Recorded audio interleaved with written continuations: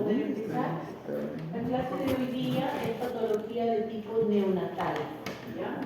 La primera lámina que vamos a ver es la enfermedad de la membrana hialina del pulmón, ¿correcto? Entonces, la enfermedad de la membrana hialina del pulmón es porque efectivamente, ahorita van a ver las láminas histológicas, se ve una membrana hialina que se ha producido en los pulmones que impide la adecuada absorción del oxígeno, y finalmente el recién nacido comienza con un cuadro de diestrés respiratorio, o sea, dificultad respiratoria, no puede respirar, se esfuerza, se cansa y finalmente se puede agotar y fallecer, ¿no? Entonces, en el cuadro de estrés respiratorio está asociado inversamente proporcional a la edad gestacional. ¿Qué quiere decir esto? Que los niños que nacen menos de las 35 semanas, ¿no? De 35 semanas a menos, tienen un riesgo elevadísimo, o sea, los niños prematuros. ¿Por qué? Porque posterior a las 35 semanas, en el niño se comienza a producir una sustancia en el pulmón que es el surfactante, que es la sustancia tensoactiva que permite que las estructuras alveolares queden abiertas después de la primera respiración. Entonces, los niños menores de esa edad no tienen ese surfactante y por lo tanto, cuando nacen, no sé si ustedes han visto, cuando nace el bebé, o en las películas, porque ahora ya no se hace eso, pero uno le da una palmada al bebé para que el bebé llore con todas sus fuerzas. ¿Eso para qué hacía? Para que con esa primera respiración el bebé jale todo el aire posible y llene sus pulmones de aire. Entonces sus pulmones se abren y se quedan con una parte de oxígeno residual dentro, con aire dentro de sus pulmones, abierto, ¿correcto? Las siguientes respiraciones completan la apertura de sus estructuras y finalmente ya respirar es algo fácil porque las estructuras están abiertas y va quedando aire residual. Pero en el niño que no tiene este surfactante, cada respiración es la primera vez. Necesita aspirar aire porque el aire se vuelve a escapar. Y estando así constantemente, el niño se cansa, jadea, y entonces comienza sus músculos a cansarse. No puede ya respirar, comienza con hundimiento a nivel de las costillas, de la clavícula y finalmente puede colapsar y morir.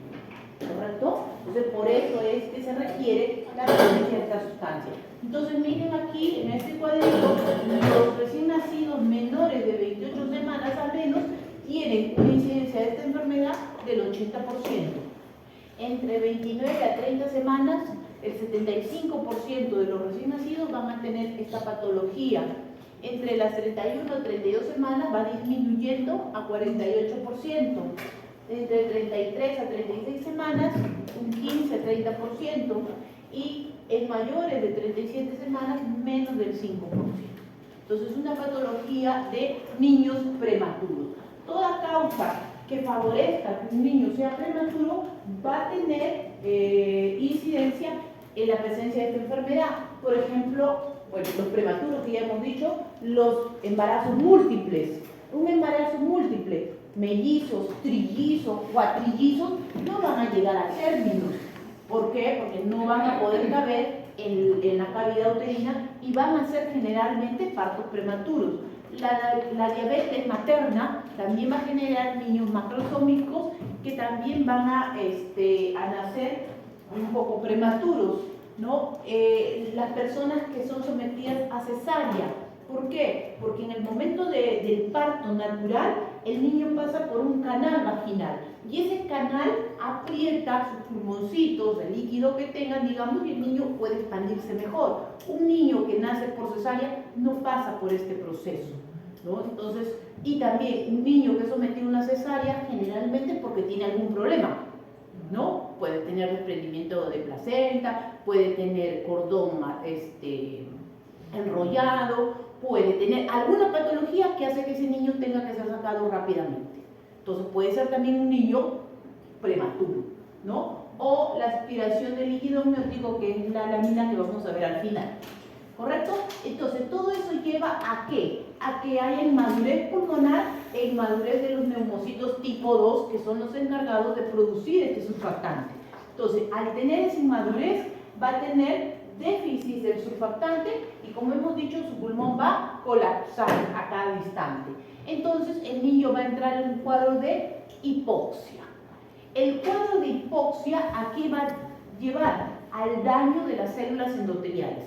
La estructura alveolar está tapizada por células, ¿no? Por células epiteliales, y estas células comienzan a destruirse. Esa destrucción que se va a producir, ¿no?, junto con la inflamación, va a llevar a que se formen membranas hialinas. Todas esas células muertas, con toda esa fibrina que se forma finalmente las membranas hialinas. Y estas membranas hialinas que se adhieren al alveolo no van a permitir que se transporte, se absorba el oxígeno, y va a llevar a más hipoxia, lo que va a llevar a más daño endotelial y más membranas hialinas. Entonces, un ciclo que se repite constantemente. Por eso, un niño prematuro se trata de mantener el mayor tiempo posible, detener, ¿no?, para que pueda madurar, o al menos dar tiempo para que produzca el surfactante.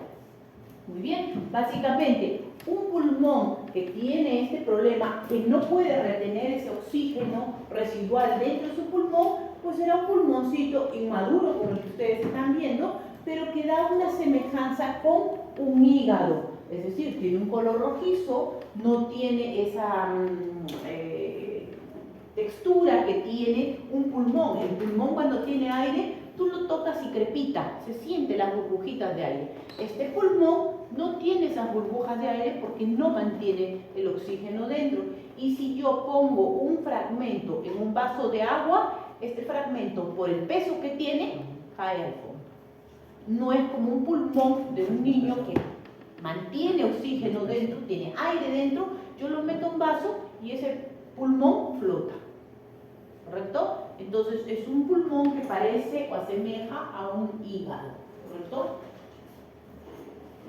Muy bien, cuando ustedes vean la imagen, ustedes recordarán rápidamente la imagen de un pulmón y dirán, no se parece a la imagen del pulmón que tengo. Claro, porque ustedes están pensando en un pulmón de un adulto. Recordemos que este es un niñito prematuro, que todavía sus pulmones no están maduros adecuadamente y que encima la gran mayoría de las estructuras alveolares han colapsado, están cerradas. Por eso ustedes logran ver algunos espacios alveolares con luz. La gran mayoría, miren acá, la gran mayoría están cerrados, están colapsados. Por eso es que la imagen no se parece tanto a la imagen de un adulto, ¿no?, que tiene otro tipo de patologías, ¿no? Entonces, aquí ustedes ven y van a ver, en primer lugar, la imagen de un pulmón inmaduro, ¿correcto? De un pulmón de un niño inmaduro. En ese pulmón, las pocas estructuras que ustedes ven ahí con una luz, no sé si ven que tiene un reforzamiento rosado aquí. Ese reforzamiento rosado es la membrana hialina, que es fibrina que se ha formado aquí. ¿Qué ha pasado con esta estructura alveolar? No sé si aquí ven, miren que esta estructura alveolar no tiene células epiteliales, ha perdido sus células aquí. No tiene, ¿correcto? ¿Qué es lo que pasa entonces? Al haber hipoxia, dijimos, había daño endotelial, ¿no? Daño de estas células epiteliales.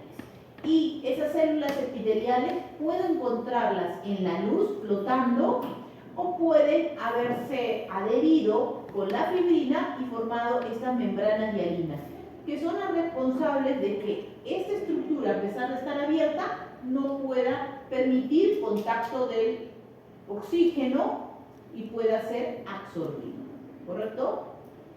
Acá también veo, ¿ven? Membranas hialinas. Membranas hialinas. Entonces, esta patología tiene una mortalidad un poco alta, ¿no? Porque es difícil en un niño con este problema oxigenarlo adecuadamente y sobrevivir, ¿no? Entonces, la presencia de las membranas hialinas. ¿Qué otras cosas más podemos ver? Podemos ver un poco de edema, ¿no? Destrucción del epitelio, y la membrana hialina.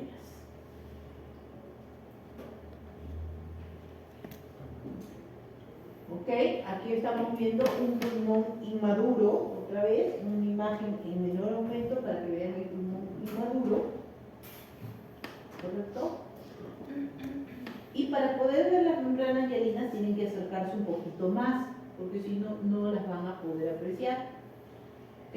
Algunas estructuras están abiertas, ¿no? Hay luz en estas estructuras alveolares. La gran mayoría está colapsada. No sé si ven acá un material rosadito, ¿no? Que es el edema. En un poquito me voy a acercar para que puedan ver mejor la imagen de la membrana hialina, que ahí se puede apreciar. ¿Ven la membrana hialina? Es fácil de reconocer, se ve como acá un material rosado, medio fucsia, que se ha adherido a las paredes de la estructura. Entonces, síndrome de membrana hialina.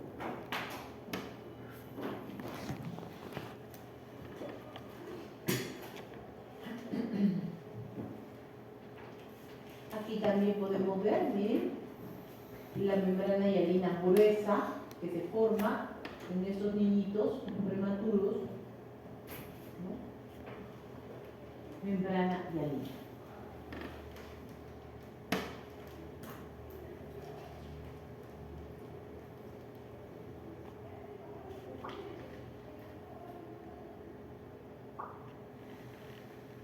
Otra imagen para que puedan ver ahí la membrana hialina. Membrana hialina. Me parece que la última imagen de la membrana hialina que tenemos. Muy bien. Pasamos a los tumores en los niños. Los niños también tienen tumores y también tienen tumores malignos, como el tumor de Wills en el riñón. Entonces, en el caso del tumor de Wills, vamos a ver acá un cuadrito para que ustedes vean, ¿no? ¿Hay cáncer en los niños? Sí hay cánceres, ¿no? No es tan frecuente como en los adultos, pero sí se puede ver. Los tumores están clasificados de acuerdo al rango de edad. En menores de 5 años, nosotros tenemos que pensar, ¿no? Principalmente el tumor de Wills, que ahorita lo vamos a ver, que es un tumor renal, es bastante frecuente, aparece en los primeros 5 años de vida. El neuroblastoma, que aparece más frecuentemente entre el primero, segundo y tercer año de vida, ¿no? Y en menor frecuencia hasta los 5. De ahí ya no aparece más, igual que el tumor de Wills, ¿no? Hasta los 5 años. Y de ahí tenemos retinoblastomas y leucemias. Entre 5 a 10 años ya tenemos las leucemias y los linfomas y algunos sarcomas y tumores del sistema nervioso, ¿no? Los astrocitomas. Y en mayores de 10 años, leucemias, linfomas, astrocitomas y tumores germinales, ¿correcto? Entonces, patología netamente de neonatos, de pequeños, el tumor de Wills y el neuroblastoma, ¿correcto? Que son dos tumores que vamos a ver el día de hoy. Aquí están por orden de frecuencia en los niños, ¿no? Las leucemias, los tumores del sistema nervioso, los linfomas son los más frecuentes, seguidos del neuroblastoma, del tumor de Wills, de algunos sarcomas, ¿no? De partes blandas, retinoblastomas, entre otros, ¿no? Entonces, el tumor de Wills es este tumor. Aquí está el riñón de este niño, ¿ven? Acá está el riñoncito. Estamos hablando de un infante, ¿no? De 1 a 5 años. Acá está el tamañito de su riñón, más o menos unos 8 centímetros, un riñón chiquito. Y miren el tamaño del tumor, que más o menos mide alrededor de unos 10 centímetros de diámetro. ¿Correcto? Entonces, es una masa sólida, única, ¿no? Que incluso la masa puede ser tan grande que se puede sentir o se puede palpar por la zona del abdomen del niño. ¿Correcto?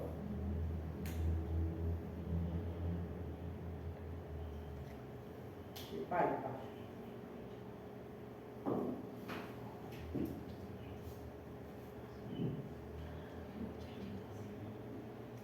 ¿Ya? Entonces, es un tumor de aspecto medio carnoso, blanquecino, que, como los tumores malignos, tiene varias tonalidades en la superficie de corte. Vamos a ver porque tiene varias tonalidades en un ratito, pero ustedes ven que tiene áreas medias blanquecinas, áreas medias grisáceas, áreas medias rojizas, hasta áreas quísticas.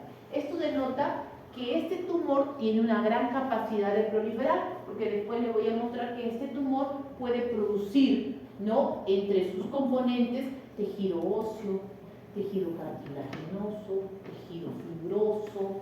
Entonces, como puede producir distintos tipos de tejidos, también aquí variaciones, también vemos varias tonalidades del color del tumor dependiendo de lo que prime. Pero vamos a ver ahorita los principales componentes de este tumor de Wills.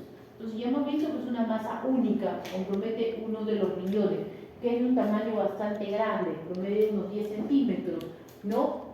Miren cómo deforma el riñoncito de este niño.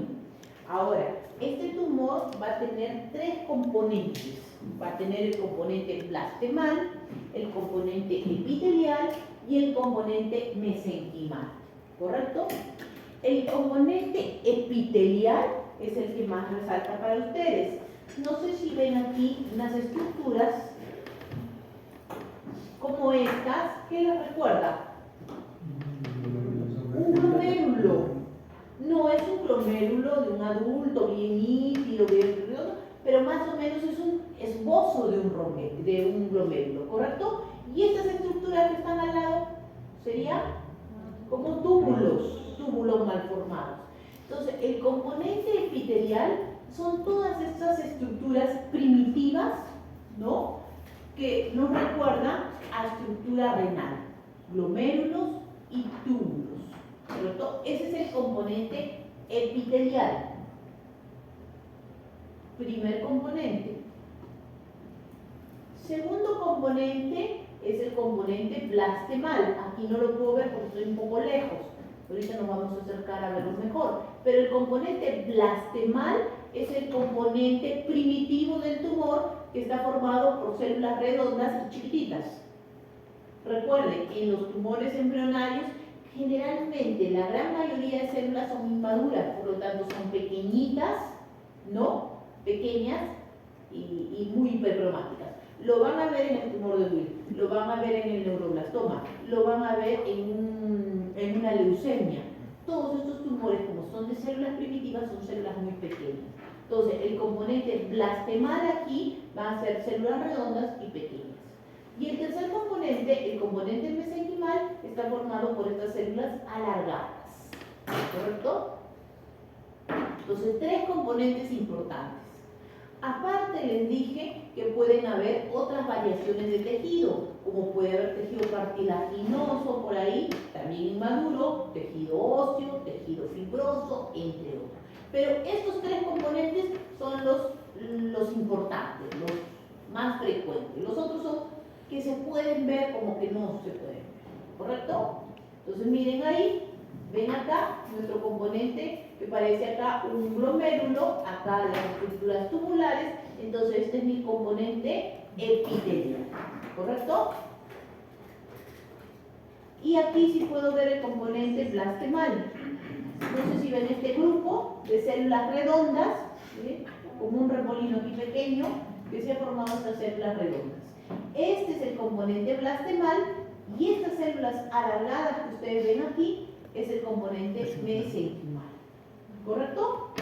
Entonces, si ese componente epitelial, blastemal que tenemos y mesenquimal, ¿no?, ¿cuál será el más importante de ellos tres? ¿Cuál me hablará del pronóstico del paciente? El componente, ¿no?, más inmaduro, ¿correcto? El componente blastemal. Mientras el tumor de Wills tenga más componente blastemal, me hablará de mayor agresividad del tumor, porque ese es el componente más inmaduro, más primitivo, más indiferenciado que tiene el tumor, ¿correcto? En el tumor que les hemos escogido, en las láminas que les hemos escogido, pues tenemos bastante componente epitelial para que ustedes lo reconozcan fácilmente, ¿correcto? Pero normalmente en un tumor hay que preocuparnos más de este componente porque es el que va a definir el pronóstico del tumor. Obviamente que ese tumor se comporta como un tumor maligno, puede ser hasta metástasis, ¿no? O sea, es un niño tan pequeñito, ¿no? Entonces, miren ahí, componente epitelial, epitelial, componente blastemal, que está por aquí como un remolino que hemos dicho, y el componente mesenquimal que está acá. Entonces, el tumor está formado por estas estructuras embrionarias mal formadas que han formado ese tumor inicial. ¿Correcto? Entonces, tumor de Wills. Una fotito.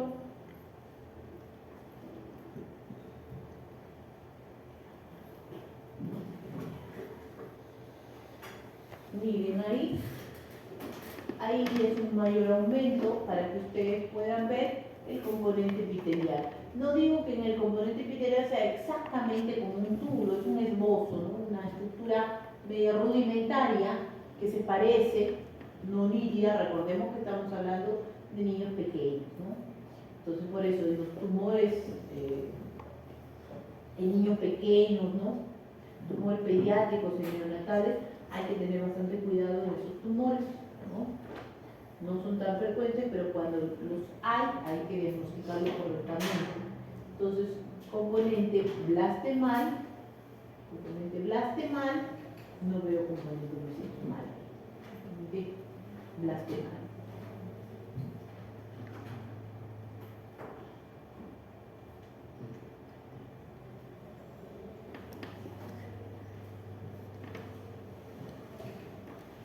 Y el componente epitelial que hemos dicho, ¿no? Componente epitelial que nosotros vemos, ¿correcto? Entonces, la mezcla de estos componentes es lo que caracteriza al tumor de Wills.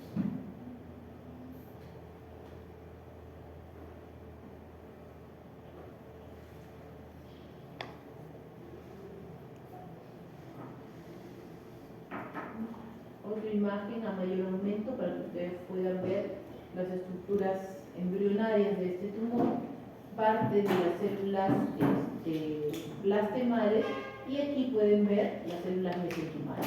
Las células mesenquimales se ven alargaditas, ven acá, incluso alargados, mientras que las células blastemales son células redondas, como pequeños remolinos que se forman.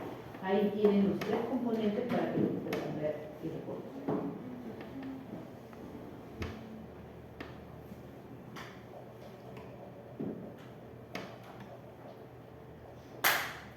Igualmente aquí podemos ver el componente epitelial, el componente blastemal y el componente mesenquimal.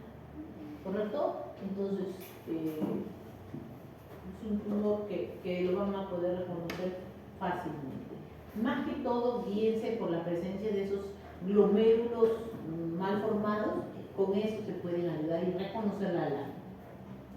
¿No?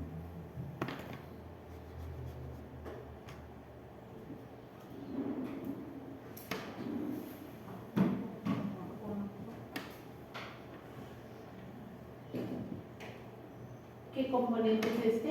Epitelial. ¿Qué componente es este? La mesenquimal. Mesenquimal. Miren las células alargadas. ¿Y qué componente es este? Blastemal. ¿Correcto?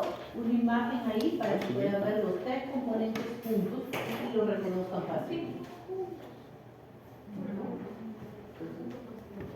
Blastemal. Muy bien, la siguiente patología es el neuroblastoma suprarrenal. El neuroblastoma en la glándula suprarrenal es un tumor también bastante frecuente. Ya no está mi cuadrito, voy a revisar al inicio. ¿Recuerdan aquí? ¿Dónde está? El neuroblastoma, ¿no? Que también dijimos que era un tumor propio de menores de 5 años. En el primer año de vida aparece el 35% de los tumores. En el segundo año, un 20%. En los 3 años, un 15%. Y en los últimos 4 y 5 años, el resto, ¿no? Entonces es un tumor propio más que todo de infantes muy pequeños, ¿no? Entre 1 a 3 años principalmente, ¿no? Entonces, y de ahí, en mayores de 5 años, como ustedes ven, ya no aparece este neuroblastoma. ¿Okay? Voy a revisar al neuroblastoma. Acá está. Entonces, el neuroblastoma es un tumor que puede ocurrir en la glándula suprarrenal, ¿correcto? Esa glandulita que está encima, en la parte, bueno, en el polo superior de mi riñón. Aquí está el riñoncito del niño, ¿no? Del niño pequeño, ¿no? Y miren cómo la glándula suprarrenal, que es la responsable de este tumor, ha crecido tanto, y ha crecido incluso más que mi riñón, ¿no? Es un tumor característicamente de un color rojizo, ¿no?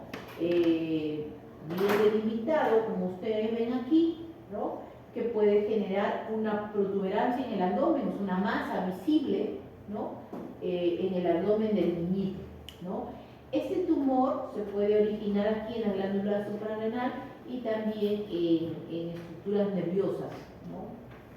Las cadenas nerviosas en esta zona. Pero la glándula suprarrenal es la principal ubicación del tumor, de ahí que el tumorcito que tenemos es de la glándula suprarrenal.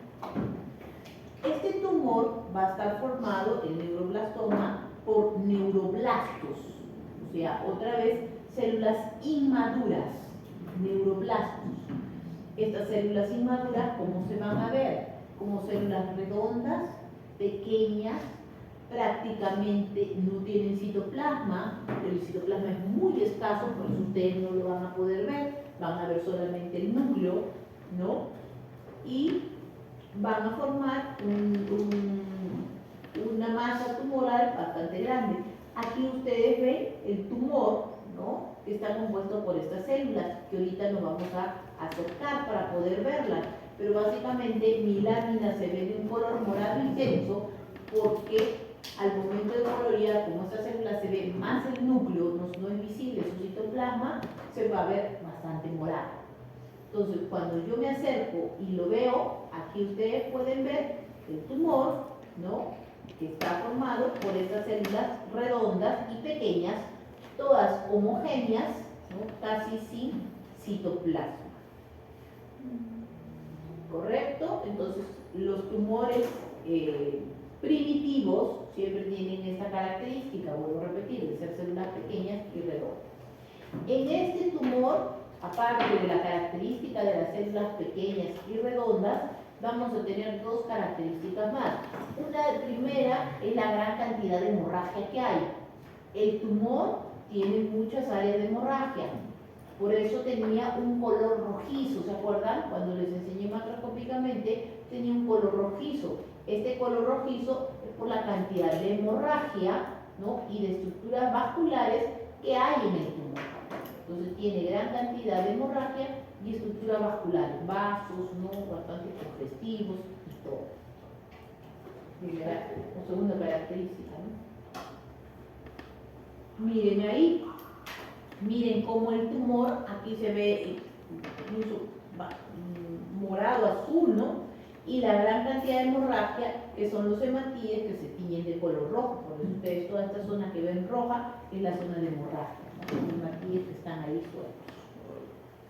Entonces, vemos ahí el neuroblastoma.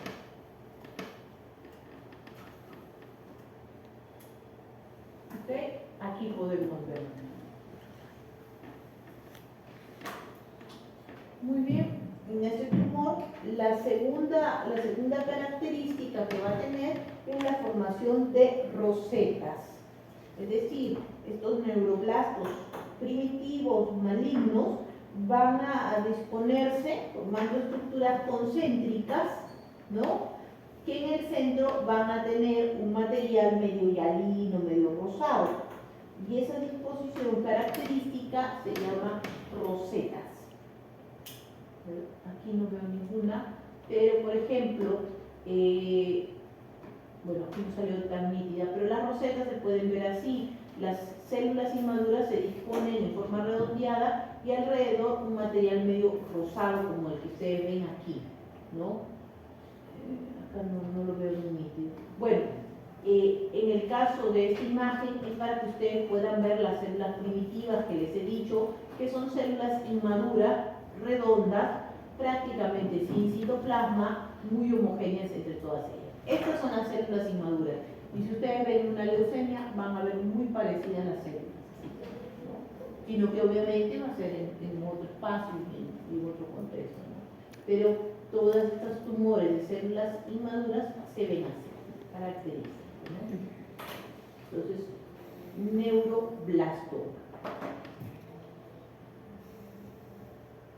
Miren aquí, miren esas células moradas, ¿no? Oscuras, ¿no? Con gran cantidad de hemorragia, ¿no?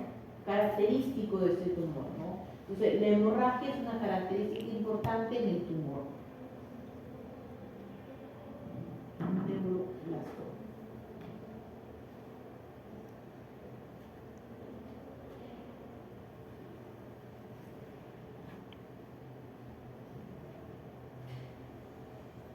Aquí hay esa es una roseta, ¿no? Las células se disponen dejando un espacio claro en el centro, ¿no? Como si se pusieran alrededor de él. Entonces, las rosetas son estas imágenes que ustedes pueden ver ahí, ¿no? A mayor aumento, ahí lo pueden ver a mayor aumento y ven la cantidad de células. Aquí se ve la roseta, ¿no? Entonces, siempre se pueden ver esas estructuras como que forman unas áreas claras, ¿no? En el centro, y esa disposición es característico de los neuroblastomas.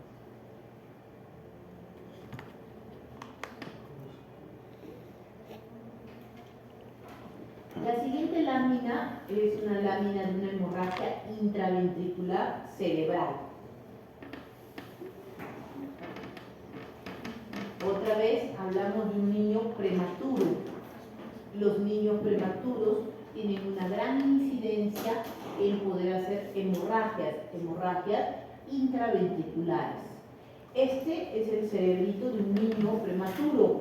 Ustedes dirán, ¿dónde están las circunvoluciones? ¿Dónde está la sustancia blanca, gris? No, eso no lo vamos a ver aquí, porque es un cerebro todavía inmaduro de un niñito, más parece un material medio gelatinoso, ¿no? Muy claro que tiene. ¿Qué es lo que ha pasado en este cerebro para que haya producido esa hemorragia? Bueno, los fetos prematuros tienen un área que se llama la matriz germinal, que está cerca a esta zona ventricular. Esa matriz, ¿no? Germinal es una estructura rudimentaria que finalmente involuciona y que ya en los niños cuando nacen ya esa estructura prácticamente ya no existe. Pero ¿qué pasa en los niños prematuros? Esa área sigue persistiendo, está ahí. Y esa área es muy, pero muy vascularizada. Entonces, en un niño que sufra algún trastorno, algún problema, esa zona puede comenzar a sangrar y ese sangrado drena directamente en la estructura ventricular, en el espacio ventricular. Si ustedes miran, yo trazo una línea imaginaria para dividir mi cerebro en dos partes, mi línea viene por acá, acá está mi ventrículo de este lado y miren el ventrículo del otro, como está ensanchado y lleno de sangre, ¿no? Y mi cerebro ya no está homogéneo. ¿Por qué? Porque aquí hay una acumulación de sangre. Eso es una hemorragia, ¿verdad? Una acumulación de sangre. ¿Y qué pudo pasar en este niñito para que, por ejemplo, tenga este problema? Un niño, por ejemplo, prematuro, que nace a través del canal vaginal, tiene mucha presión sobre su cabecita y puede producirse esta hemorragia, ¿no? Entonces los niños prematuros generalmente son extraídos por cesárea, ¿no? El niño puede sufrir.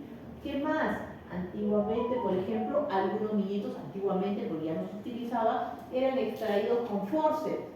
¿Saben lo que es eso? Que pues le agarraban unas tenazas y le agarraban la cabeza y lo comenzaban a jalar para sacarlo, ¿no? Eso se hacía antes, ¿no? O incluso cuando la madre no podía, se comprimía la barriga tratando de empujar, como que te ayudo a empujar. Y todo ese trauma se producía en la cabecita del fetito, que producía estos cuadros de hemorragia. Ahora ya no se utiliza ni forceps ni eso, ¿no?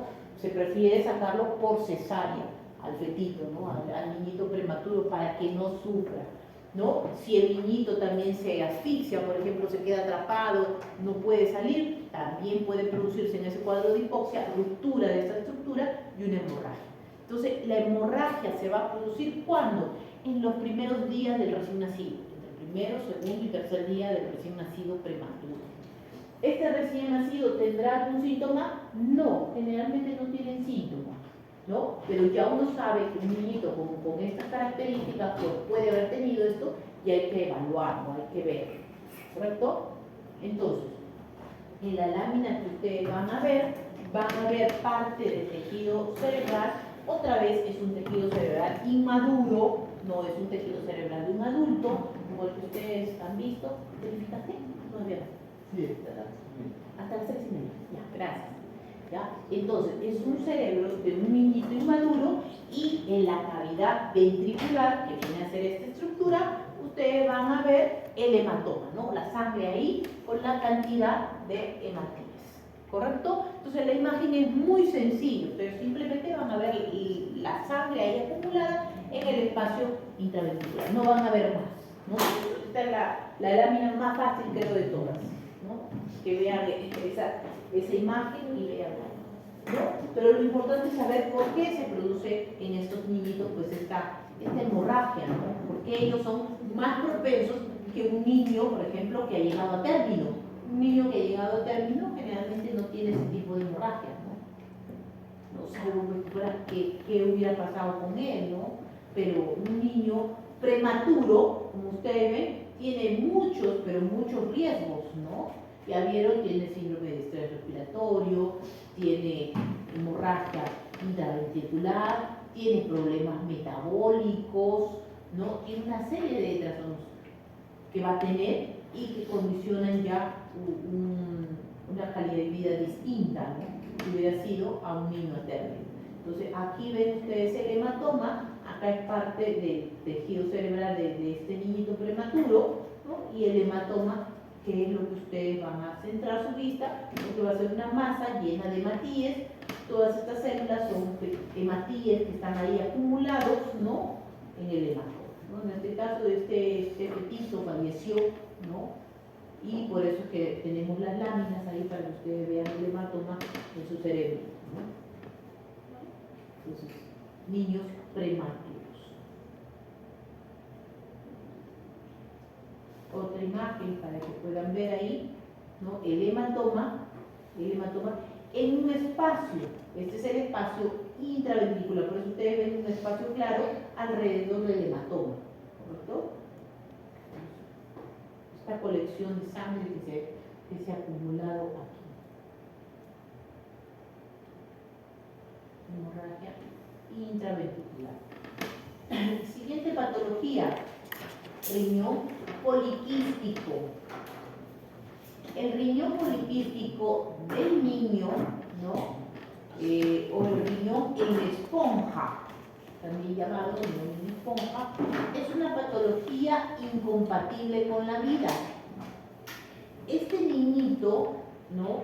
En el cual se ha producido una alteración genética en la cual sus túbulos colectores principalmente se comienzan a dilatar y se vuelven quísticos, va a ser una patología incompatible con la vida. Es decir, este niñito va a llegar un momento en que va a entrar en insuficiencia renal. Normalmente cuando nosotros vemos una persona que requiere un riñón, generalmente es un adulto, por ejemplo con una diabetes, un adulto con alguna patología. Y si vemos algún niñito con necesidad de algún riñón, esta es una patología bastante frecuente en esos niños, el riñón poliquístico. ¿Qué es lo que ocurre? A diferencia del riñón del adulto poliquístico, este riñón, ustedes van a ver la superficie por fuera, ¿no? Se ve un riñón primero grande, pero la superficie por fuera es media lisa.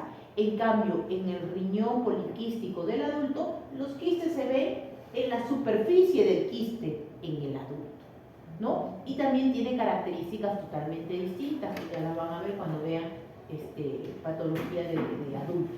En este caso, los quistes en el niñito van a ser quistes pequeños, grandes, medianos, que van a estar en todo el riñón, tanto en la corteza como en la zona de la médula. ¿Correcto? Finalmente, este riñón lleno de quistes dejará de funcionar y entrará en un cuadro de insuficiencia renal. ¿A qué se asocia el riñón poliquístico? Se asocia también a la presencia de quistes a nivel del hígado. Entonces también hay que evaluar el hígado por si acaso tenga quistes este niño. ¿Correcto? Entonces, ustedes van a ver, miren ahí, es una imagen del riñón del niño, y ustedes mirarán y dirán, uy, ahí tiene 4 quistes. No, no es que tenga 4 quistes. Si ustedes comienzan a mirar las estructuras más pequeñitas, van a ver que todas las estructuras están dilatadas. No son solamente las estructuras grandes. Aquí todo su riñón está llenándose de estas estructuras quísticas. Por eso su riñoncito se llama riñón esponja, porque parece una esponjita llena de estructuras, de huequitos ahí, que son los quistes, ¿no? Aquí macroscópicamente ustedes van a ver que todo su riñoncito está lleno de quistes, pero microscópicamente van a ver que los quistes, incluso en las estructuras más pequeñas, ya están dilatadas. Pregunta, ¿los glomérulos se hallarán alterados? No, los glomérulos tienen estructuras normales. En ese caso, sus glomérulos no están afectados. Sin embargo, como todas las otras estructuras, los túbulos están alterados, finalmente este riñón va a terminar colapsando y no pudiendo completar su función normal, ¿no? Entonces es un riñón poliquístico. No sé si les dije, esta patología es bilateral, o sea, son los 2 riñones del niño los que van a estar afectados. Por eso es que entra en insuficiencia renal. Si fuera un solo riñón, el otro podría suplir en algo, ¿no? Pero son sus 2 riñones los que van a tener esta patología. ¿Cierto? Entonces miren acá, quistes grandes, ¿no? Quistes grandes como este que no ha salido completo, quistes medianos y quistes pequeños, ¿no? Las estructuras más pequeñitas incluso se hallan dilatadas por el crecimiento ahí de pequeños quistes.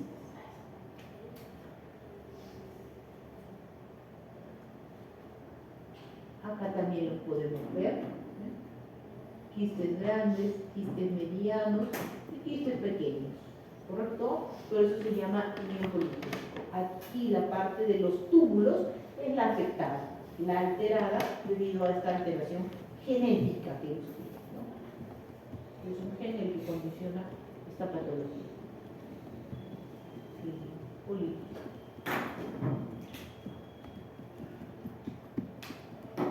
Aquí también lo podemos ver, ¿no? Poliquístico.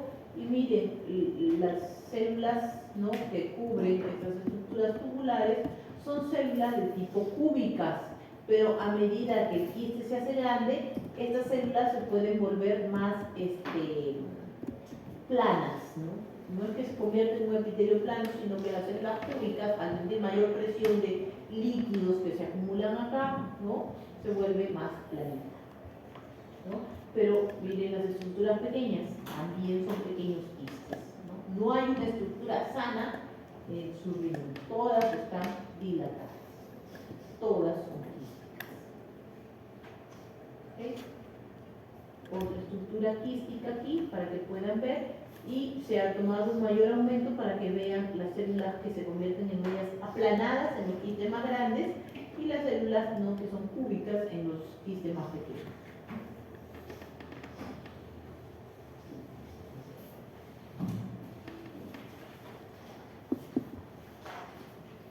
Otra imagen para que lo puedan ver.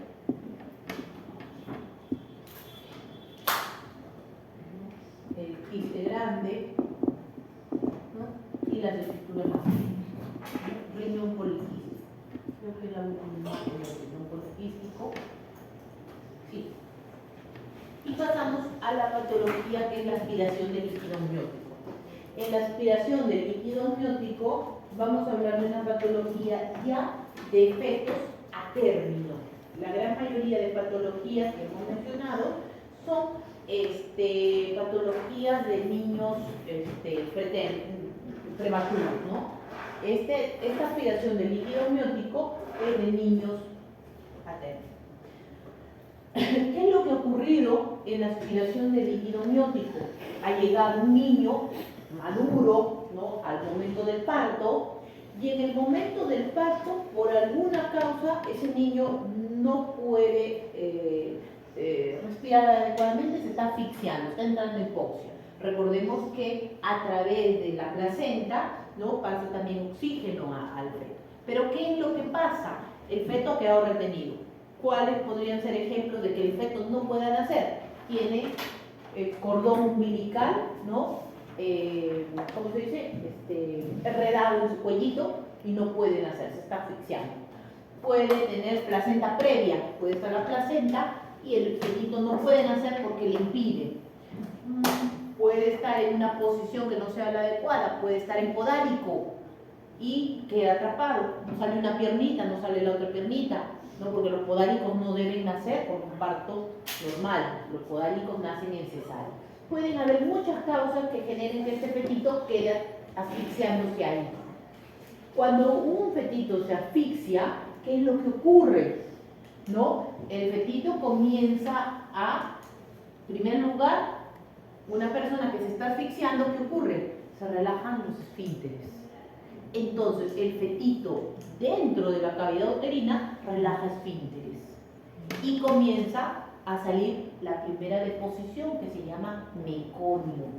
Entonces, el niñito dentro de la cavidad uterina comienza a liberar este meconio. ¿Por qué? Porque se está asfixiando.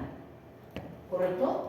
La segunda característica que va a tener este fetito es que por un reflejo, ¿no?, en el momento que se está asfixiando, el niñito comienza a jadear, o sea, abre su boquita y comienza a respirar, y comienza a tragar parte del líquido amniótico mezclado con este meconio y mezclado con todo lo que hay en ese líquido amniótico. ¿Qué puede haber?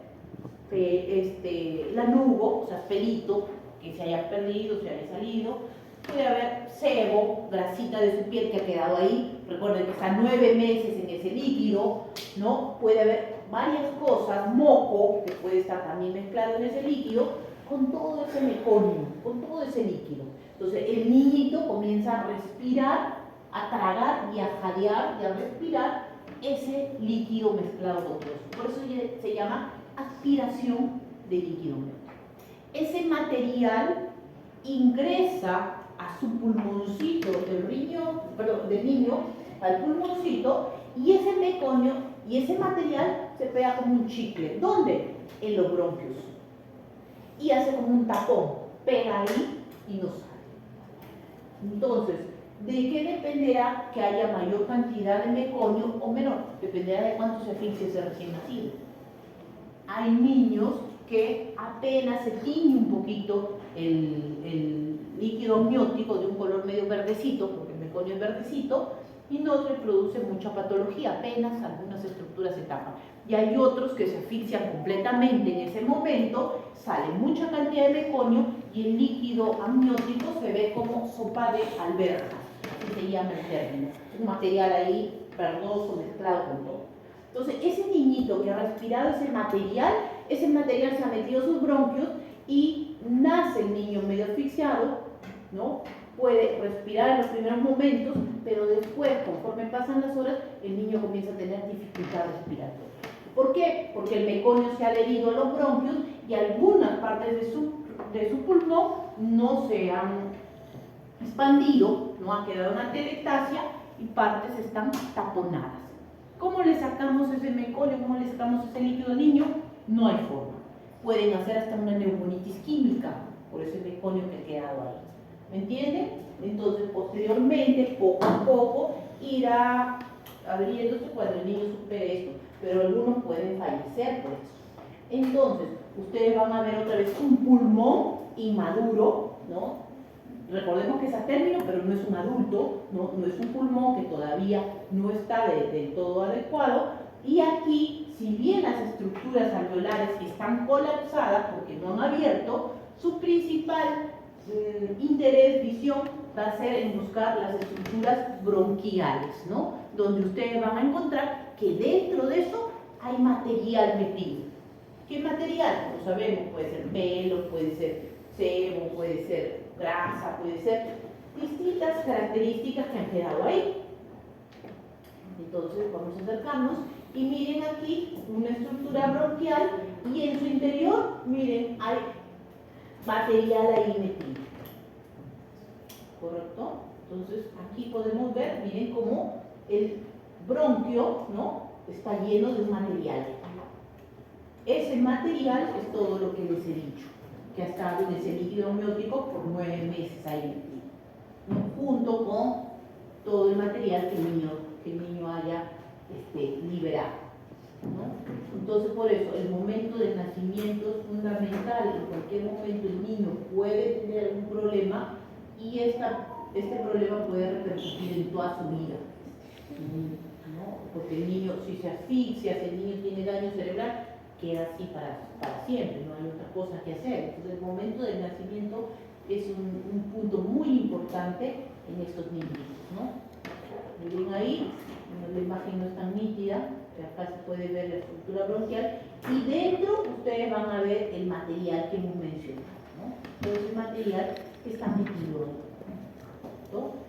Y que, bueno, no deberíamos llegar a este punto. Por eso, un adecuado examen a la paciente, sus controles perinatales, ¿no?, adecuados, y viendo. Si yo veo un niño macrosómico, hablo de un niño bastante grande, un niño mayor de su peso, ¿no?, yo ya sé que ese niño no va a salir por el canal vaginal.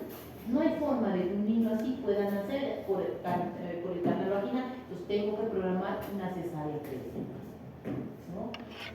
Si el niño está en podálico, si lo hemos encontrado en una ecografía en podálico, no vamos a esperar que llegue el momento para recién pensar a ver si podrá. No, ya ese niño tiene que nacer por cesárea, ¿no? Entonces hay que evaluar las características que tiene esta persona para poder evitar que esto ocurra, ¿no?, la presencia de esta. En este caso, la aspiración del mecomio también es una patología, bueno, no es infrecuente, no es la patología tampoco más frecuente, pero yo sí he visto varios casos, ¿no? Entonces, miren aquí, ¿no?, ustedes pueden ver aquí, ¿no?, la estructura bronquial, un epitelio sobroestratificado, y aquí miren, bueno, hay todo lo que hemos visto, ¿no? Puede haber pelo, sebo, grasita, meconio, por eso ustedes pueden ver un color medio verdoso en la lámina, ¿no?, que es ese material que está ahí metido, ¿no? Entonces, aspiración del líquido amniótico. Mayor imagen, mayor aumento para que ustedes puedan ver el epitelio sobroestratificado y vean ahí todo el material que ha quedado atrapado, ¿no?, con células muertas, células exfoliadas de la piel, todo eso ha entrado al pulmón, ¿no? Y ahí está. Aspiración del líquido amniótico, me parece, última lámina, ahí lo pongo. Mayor aumento para que ustedes lo reconozcan. Muy bien, entonces cada lámina que ustedes van a ver el día de hoy tiene características muy particulares, ¿no? Las van a reconocer fácilmente. Las láminas han sido escogidas para que ustedes puedan verlas bastante fácil, no son casos difíciles, ¿no? Por ejemplo, el tumor de Wills, ustedes van a ver cantidad de componente epitelial para que sea más fácil que ustedes lo reconozcan. Muy bien, eso es.